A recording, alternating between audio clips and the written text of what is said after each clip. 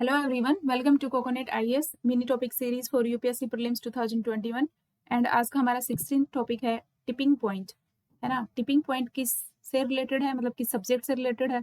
Normally ही अगर question आ जाए कि लाइक इकोनॉमिक टर्म है या फिर कोई साइंस स्टेट की कोई टर्म है तो हमें याद रखना कि क्लाइमेट चेंज से रिलेटेड, इन्वायरमेंट से रिलेटेड है ना टिपिंग पॉइंट।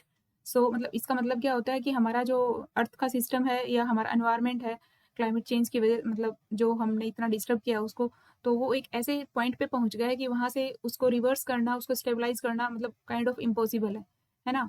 तो जो जो सब भी हमने क्लाइमेट में जितनी भी डिस्टर्बेंसेस की है उसके बाद हमने उस टिप पॉइंट ऑफ टिप को हमने क्रॉस कर दिया है कि उसके बाद हम रिवर्स नहीं कर सकते, है ना। यही टिपिंग पॉइंट है, एक ऐसा पॉइंट जिसके बाद हम रिवर्स करना मतलब स्टेबलाइज करना सिस्टम को बहुत ही मुश्किल है ना। सो मतलब तीन क्रिटिकल, तीन चार मतलब मतलब लिख रखे हैं मैंने ऐसे। तो मतलब मोस्ट क्रिटिकल टिपिंग पॉइंट्स कौन कौन से हैं, जैसे एग्जाम्पल के लिए जैसे अंटार्कटिक में आइस मेल्टिंग हो रही है, जैसे अभी देखा हमने 15th टॉपिक में कि जो A76 आइसबर्ग अलग हुआ है। तो ऐसे बहुत सारे हर हर साल अलग होते रहते हैं, है ना, आइसबर्ग्स। सो इसकी वजह से जो अंटार्कटिक आइस मेल्टिंग होती रहती है और हमारा सी लेवल जो है वो राइज होता रहता है। सो ये भी एक मतलब क्रिटिकल टिपिंग पॉइंट है। दूसरा अमेजन रेन फॉरेस्ट है, उनका बहुत लॉस हो रहा है, उसमें मतलब फायर लग जाती है बार बार हर साल ऑलमोस्ट, है ना। तो और अमेजन रेन फॉरेस्ट को तो हम लंग्स ऑफ अर्थ बोलते हैं। सो ये एक टिपिंग पॉइंट हो जाता है। थर्ड जैसे गल्फ स्ट्रीम सिस्टम है, जैसे हमारा जो वेदर सिस्टम है, वेदर फिनोमिना है, वो ऑलमोस्ट सारा ही चेंज हो रहा है, ऐसे लग रहा है जैसे सब कुछ चेंज हो रहा है।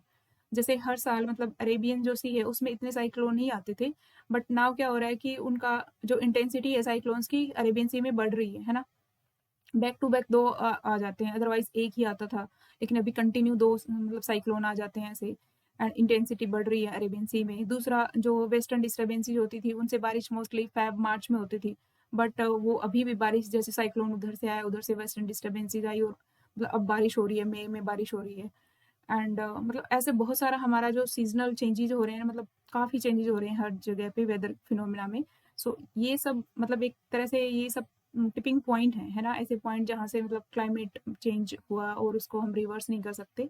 तो यही एक डेफिनेशन इसकी है कि, है ना, जो बिग चेंजेस क्लाइमेट में होते हुए टिपिंग पॉइंट है, और ये एनवायरनमेंट से रिलेटेड टर्म है।